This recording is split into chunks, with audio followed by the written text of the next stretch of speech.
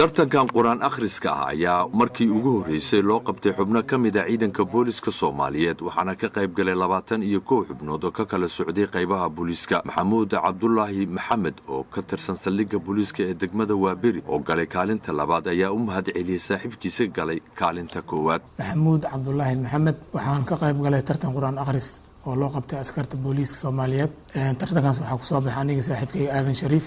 mar labaad Aadan Shariif saaxiibkayga waxa uu galay kaalinta koowaad waan u hambalyeynaa maadaama anigana aan galay kaalinta labaad. Aadan Shariif Sheekh Xuseen oo ka socday saldhigga booliska ee degmada Howlwadaag oo galay kaalinta koowaad ee tartanka quraan akhriska ayaa u mahadceliyay mas'uuliyiintii soo qabanqaabisay tartanka isagoo codsaday in loo joogteeyo tartamada noocan oo kala ah. waxaa mahad iskale Ilaahay subxaanahu wa ta'aala oo waafajiyay fadligan dalika fadlullahi yu'tihi man yasha wallahu dhul fadli al-azim Ilaahay subxaanahu wa ta'aala leeyahay.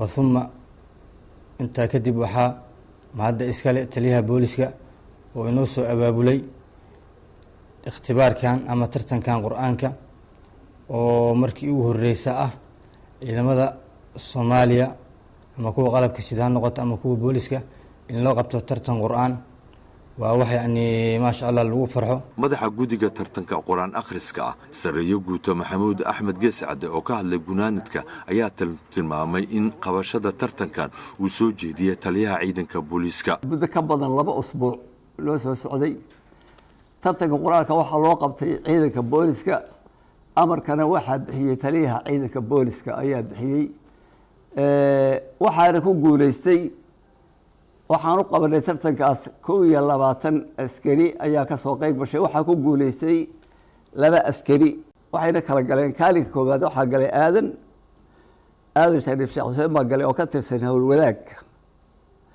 kaalinka labaadna waxa galay Maxamed tartanka quraan akhriska ayaa noqonaya markii ugu horeysay ee loo qabto xubno ka tirsan ciidanka booliska iyo guud ahaanba ciidamada qalabka sida.